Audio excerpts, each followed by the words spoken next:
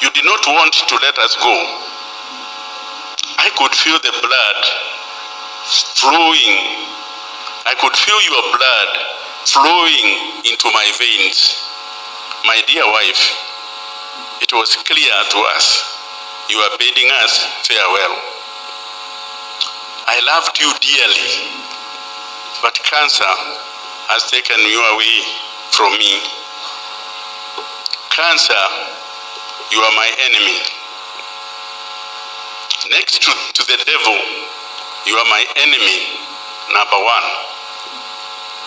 How could you take away my wife at this young age of only 67 years? But let it be. Our God knows why. For he is still on the throne and reigns forever. May his name be praised.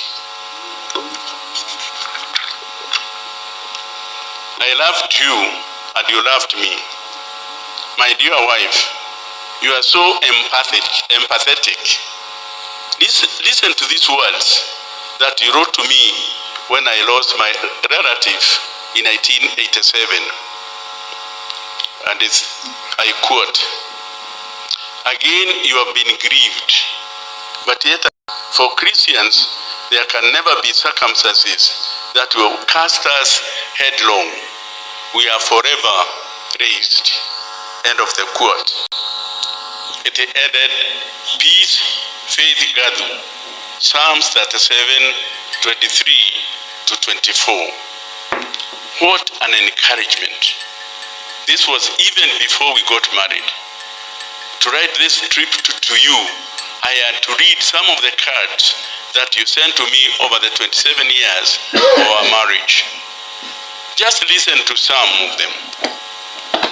I quote, "My dear husband and the father of our children," 1 Corinthians 13, "your wife for life, Faith Guru." Another card, "I pray that God will draw us to himself and to each other as each year goes by.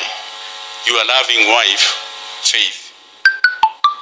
And yet another card at another occasion, "I love you more every day, especially when you verbalize your fondness. Yours, Faith." So this is in remembrance. It was in 1984, another card, that I first saw you. Almost a decade, a bit later, you courted me and made me your wife, friend, and compassion. End of the quote. For me, you are not just my dear wife, you are my best friend. Any project that we undertook, any job that you and I applied for, any position that you and I ever held in our careers was thoroughly discussed between us. And now, humanly speaking, I am on my own. But God will be with me. When you came to my life, you did not only embrace me, but you also embraced my children. My children became your children. You loved us all, not by words, but by action. We all benefited from your wisdom, from your understanding, from your intellect, and from your creativity. I cannot forget the Guru family to get together that you organized 3 years ago, when you came up with beautiful t-shirts and cards where birth dates of all of us were written. I shall surely miss your organizational skills. When our first daughter was going to US, you gave her pocket money in US dollars. When our other daughter was completing her MBA, Just last year, you paid her Daystar University fees for her whole semester. This was love in action. For our daughter Nyambura, you withheld nothing. You loved her dearly. You supported her fully. Throughout her life, she has never lacked. What a wonderful mother you have been. You have been the pillar of the family in every sense. Your love in action was not only limited to the family. There are many persons, young and old, whom you supported spiritually, emotionally, and financially. You have been a mentor to many young ladies, some of whom may even be in this congregation. One thing which I can testify with confidence is your love for God. During our courtship, you gave me a condition of marriage that I should not force you to leave ministry. A condition that I have faithfully kept.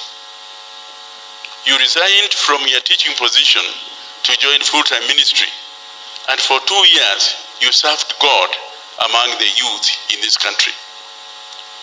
You then came to Daystar Communications to equip yourself for ministry, and this is where we first met in 1984.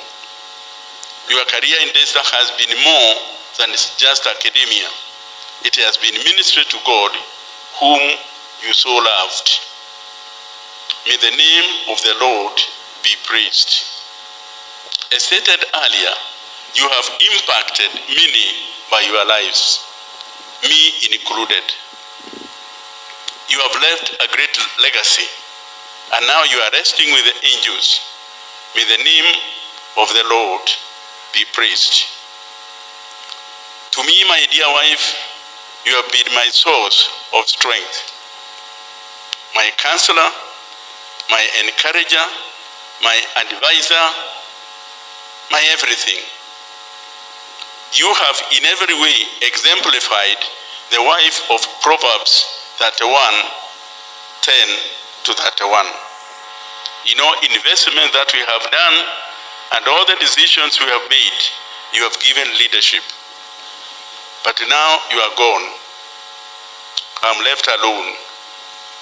And all that I can do is strengthen myself in the Lord, my God, just as David did. 1 Samuel 30:6. Rest in peace, my love. Rest with angels till we meet again.